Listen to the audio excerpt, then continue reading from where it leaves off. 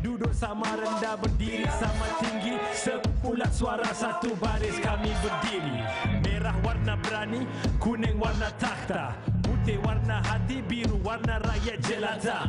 Bintang pecah 14 kami bersekutu, panji di atas dada, semua ini untukmu. Luar biasa.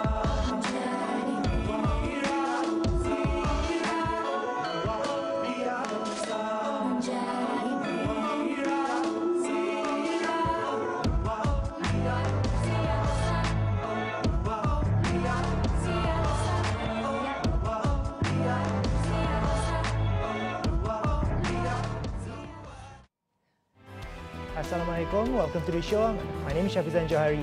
Well, a couple of years ago, it's actually in 2016, where we had this movie called Ola Bola. It's a fantastic show. It's a box office recorded with 15.85 million in terms of grossing, and it's inspired by glories of Malaysian football film, qualifying for the 1980 Summer Olympics. So we were talking about this brand, not about the movie, but this brand in specific, where we have a genius, team of geniuses gathered together, and they'll be having this musical by the name of Ola Bola the Musical. So we have the director itself, Puan Sri Tiara Jacquelina, as well as the chief executive, CEO of CMO of CIMB, Mr. Muhammad Adawi Abdullah.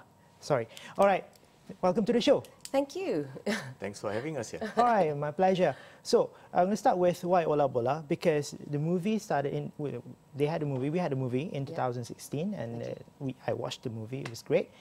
But turning it into a musical, why Ola Bola? Well, if you watch the movie and if you were as moved by the movie as I was, as well as another 3.7 million other Malaysians who watched the film, I'm sure you understand that this is a really Malaysian story, a beautiful Malaysian story. It's a Malaysia in 1980, when I think it was probably us at our finest moment, one of our finest moments. And a story that I felt really needed to be told again and re-experienced live on stage. And okay, you had Puteri Gunung Ledang as a musical, and you have P. Ramlee, and then you have that spy lady. The Secret Life of Nora. Yes, yes. The Secret Life of Nora, and this is the first what I call very manly. I would say. Okay. It's a men's world football. Exactly, because yes, P. Ramlee, but it revolves around 4 ladies around P. Ramlee. Okay. So the narrative, I see it as how do you break through from ladies kind of or feminist kind of narrative? I'm not sure whether this is the right question, but I mean, Ola Bola is about. Yes, nation building, but the way the way the story unfolds is about football matches, and then it's about camaraderie. Okay. Well, it is a men's world, football, but what I'm really interested is the heart of the story and the whole journey of the Harimau Malaya team in 1980 in going to the Olympics, and how the whole nation rallied around them. I am a football fan. I don't play football myself, but I've surrounded myself with people who really know the game. So everyone else in the team plays football and knows football very well. My husband, who's my greatest critic as well, he's also keeping an eye on how we design every game, whether every tactic and every strategy makes sense, positioning of players and how we set up every game makes sense. So I'm not alone, and I just want to make sure that I'm covered in every aspect. If anyone calls me out on the football game, I know we've designed it correctly. Mr. Muhammad Adam, Adam is fine. All right. Okay, Adam, what is CIMB and Ola Bola? Why Ola Bola, and why? I mean, CIMB have been investing a lot to other avenues, sports, for instance. And is this the first performing arts, or is this the kind of the first project of this kind? Now, I don't believe it's our first project in this area of performing arts. I think you've used a couple of terms that's correct. CIMB invest in this sort of assets. And also before that, I probably want to wager to say that it's really not about a man's world. I think the reason why Ola Bola, the musical, attracted us so much is because of the diversity.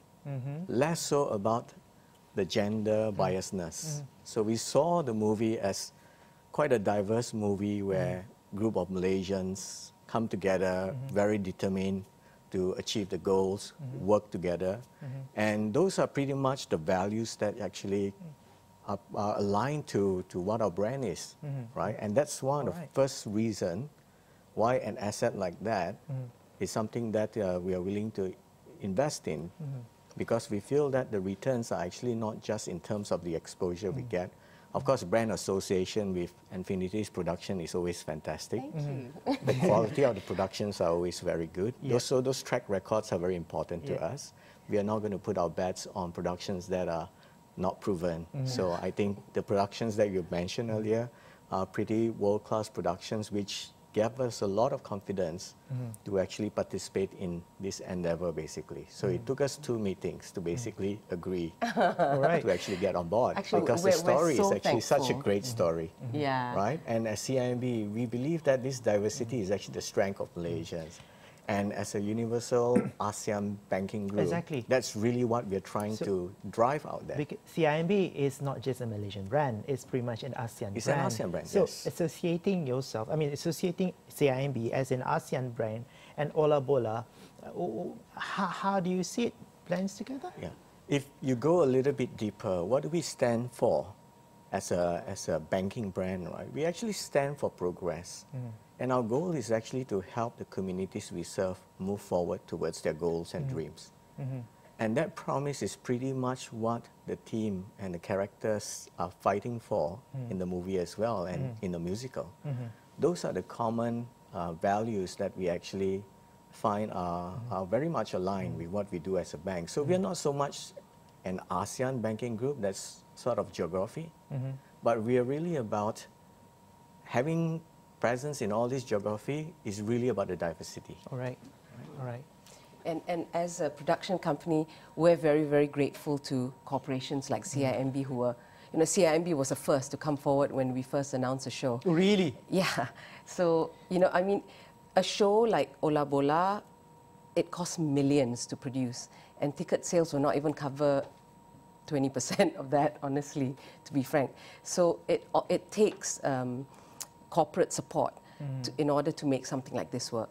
And that's really the way forward for arts in Malaysia in general as well. Adam said, only after 2 meetings, then you sign the deal. Yeah. And has it always been like that with other brands? It's not so easy convincing corporations usually, but fortunately we have a little track record with our previous production. So hopefully that helps. But I must also say we're actually very careful about selections of sponsorship as well. So we have our criteria that organizations will have to meet, right? And it's actually very stringent, the way we actually filter out what is it that we will choose to participate in. But it was much easier with this particular asset. All right. Because it ticks all the boxes very quickly. Okay, we have to take our first break, and when we come back, reliving the moment. Okay. You see, in the movie, the last goal, it was a slow-mo kind of goal. When everyone's like, wow, it was slow motion. Okay. How do you relive the moment? Okay. Malaysia versus South Korea. Coming. We'll take a short break and see you after this.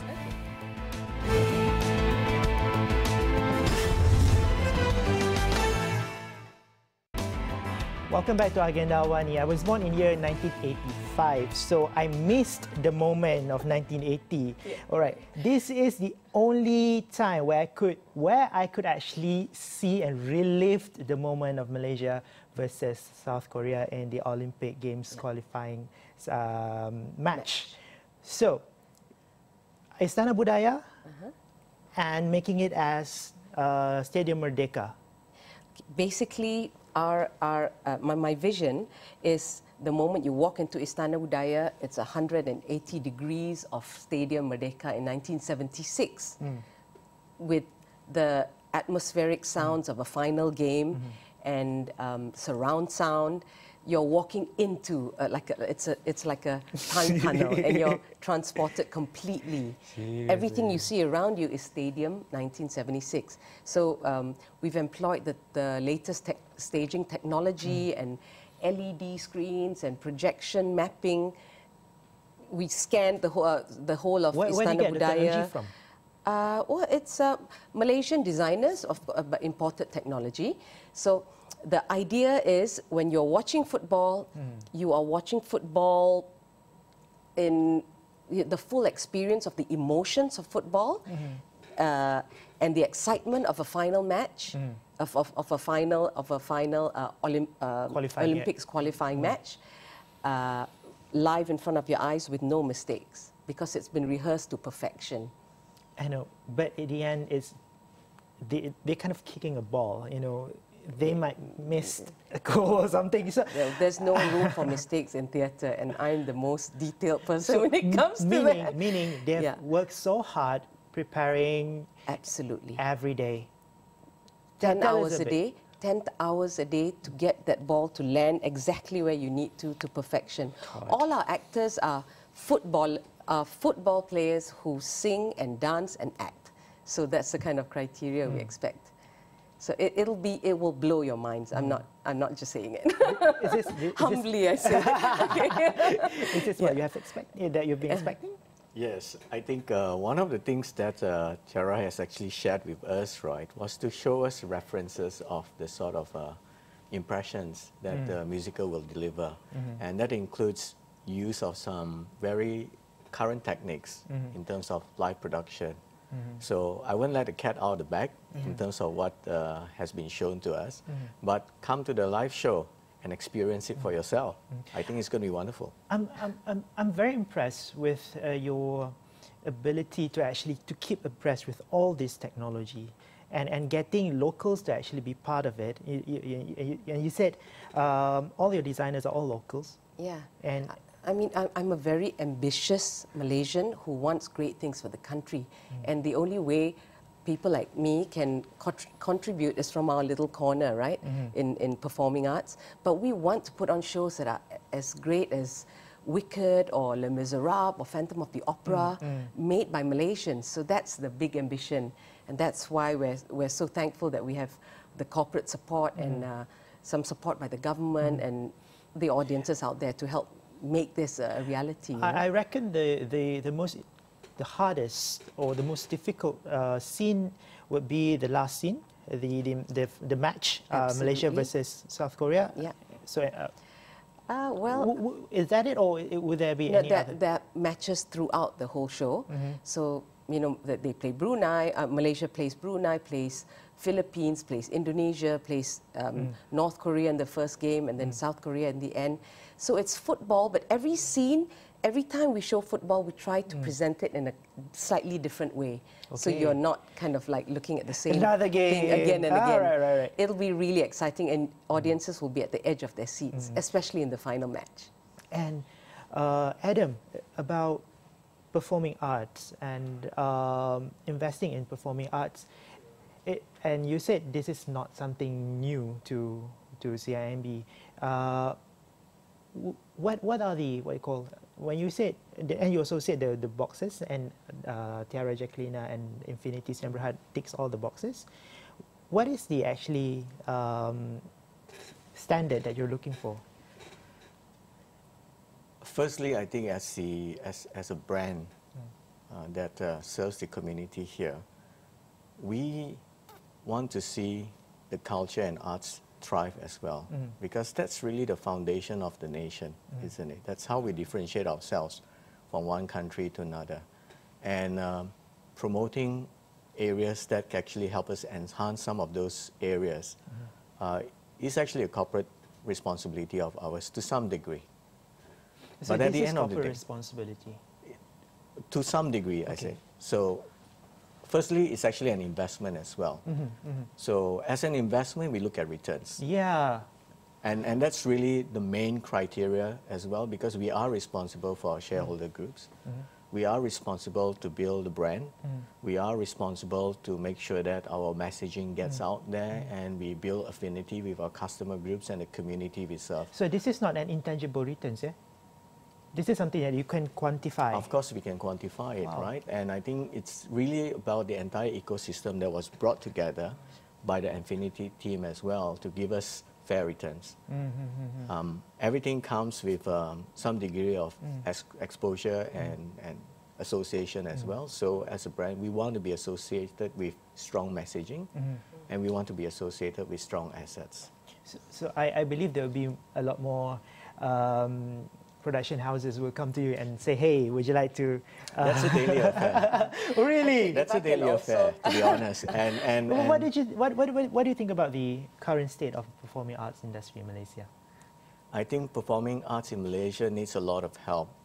But more importantly, for the organizers and patrons who are interested to champion this, we have to find a formula to make it self-sustaining. I think that's the more important one. People must value that there's a lot of efforts that has been put into performing art and it's worth paying for. I think that's the most important thing. This dependency on corporate sponsorship alone, right, is not something that's sustainable.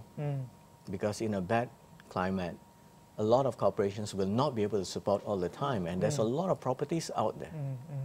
So the important thing is to really look at how we can make this a lot more self-sustaining, and for viewers and audiences, for Malaysians to actually appreciate the value that this brings to the community or for themselves as well. This is something that Puan Sri might be able to answer. But before that, have to take another short break. We'll come back and get the answer from Puan Sri.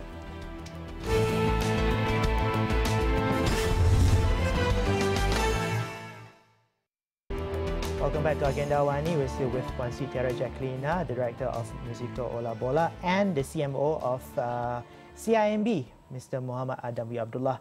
All right, Puan Sri, sustainable model for performing arts industry. Well, I think first and foremost, we need to start developing a healthy ecosystem for performing arts in Malaysia.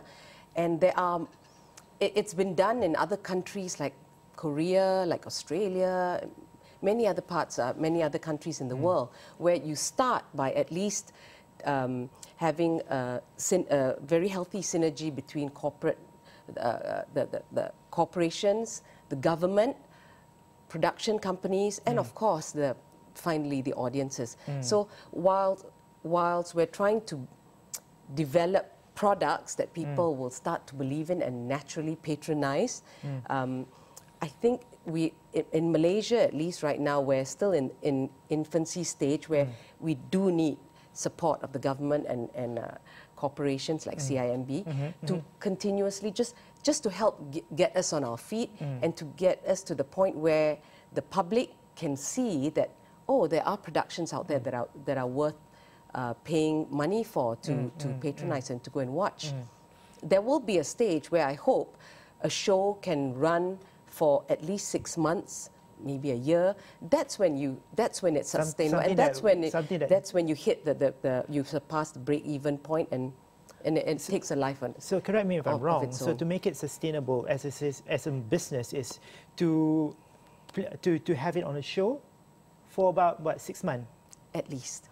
Well, it takes a show 2 years on Broadway or in the West End to make money. So we run for 3 weeks. At this, there's no way, not even 20%. So, but what they have there in West End Broadway is a fixed stage. Theatre, that's right, yeah. And hopefully we'll get to that stage as well. Hopefully we get to that point where we can run a show long enough for it to be sustainable on its own. And just, that is the way forward, and kind of pretty much the only way forward. Yeah. CIMB? Fixed theatre? Well, I wouldn't disagree with that. But just like anything else, the fixed theatre must have sufficient contents as a supply line to it. So we need more Malaysians and more organizations to be creative. Exactly. Right? Yeah. And a lot That's more why people it to come and requires watch. that ecosystem, you see. So the support and then also quality productions. So the audiences then start to see that there is there is continuous supply or continuous productions that are of very, very high quality to go and support in Talking in about Malaysia. fixed stage or fixed Theatres, theatre, what can we learn from Mud? Mud, the story of Kuala Lumpur. Yeah, well, it's actually the first Malaysian theatre. Well, we produced this story, and it ran for 2 years at Panggung Bandaraya. There's definitely, this is the model I would try and work towards going forward. That is the long-term goal actually for theatre in Malaysia. Have you watched Mud? I missed it. You know, watched it because 3 people, times. because people thank taking it for you. granted. Come in. I watched it 3 times Oh with my family God! and friends. You know, Yeah. the Yeah, proximity of my office and Panggung Bandaraya is very close. It's just like walking distance. But you know, When you know a show is running for such a long time, Exactly. So- in our last 3 months, people were rushing to the show. They were like, "What? You're closing in 3 months?" So anyway, that is how it goes in Malaysia. But hopefully, there will be a day where it comes that all our productions like P. Ramlee and Puteri Gunung Ledang and Ola Bola again and again can run for at least 6 months, you know, and let's pray and towards be that. sustainable. And it's actually a form of showcase of our culture here in this country, isn't it? Yes. Yeah, that's Exactly. our soft economy, right? Exactly, exactly. So, this as another source of income for the country, you know, performing arts and Tourism attraction. tourism attraction, and you know, Panggung Bandaraya and Mud, the story of Kuala Lumpur it was an asset. It's an asset. It's still there. I mean, we still perform the shows at annual dinners and at government events and whenever people request for the show. So coming back to Ola Bola, how do we make this as an asset? Like, you know, CIMB said it's an asset worth investing. Thank you, CIMB. and Okay. you know, Well, for me, the story of Ola Bola is so inspirational. All it takes is, I promise you, when you walk out of Istana Budaya, you will be looking for your Malaysian flag to kind of wear it on your chest to think, what can I do from my little corner to contribute to this country? I want Malaysia to be great like that, you know, and there's nothing like an inspirational show that makes you go home and think, you know, you're affected by it emotionally, you want to do something about it, for sure. And a great musical always does that to you. So, quick question. Yes. Can I wear my Malaysian jersey in Istana Budaya? yes. Just bring along your... We're actually encouraging people to come in football jerseys. Seriously? And we're trying to get Istana Budaya to allow people to just go in with jerseys. But just in case, just bring along... just do Why like don't I we give you one of this jersey and you can wear that to the event? See? Limited edition for now, you know. All right. Maybe, yeah, quick one. We have like 30 seconds. Maybe Adam, would you like to say anything? I mean, okay, I'm going to ask you a question. What is your next investment? Can you help this brand to actually expand to outside of Malaysian territory, for instance? That is something that can be explored. But I wouldn't say that I would commit to anything firm at this point of time. As in anything, we have to tick all the boxes and do the right evaluation to be responsible for what we invest in, right? So that is your short answer. We have like 30 days to persuade you. Convince you, yes. Well, as for us, for me, there are 46 actors of they're Chinese, Malay, Indian, Iban, Kadazan, Eurasian actors, 46 of us in the show who are waiting to just blow everyone's minds when we open on the 8th of February at Istana Budaya. And this is one show that I'd say, if you only watch one show this year, please make it Ola Bola because you won't regret it. Where I never make empty promises, and this time I'm directing the show, so I will deliver. Wait. Yes, you're directing. And what are the other shows you've directed before? Well, this is, Mud was the first small show, but this is the first there you have it. Show of this scale and magnitude.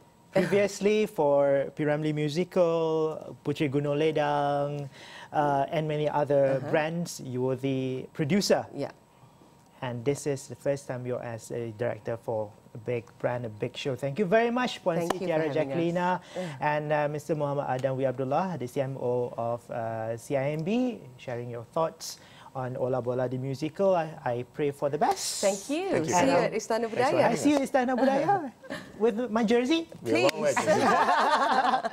Thank you very much to all of you. Have any suggestion, please write it down and send it to us via WhatsApp, not WhatsApp, of course, Facebook and Instagram. If you have my number, you can WhatsApp me, of course. I'm Shafizan Jari. Thank you very much. Bye.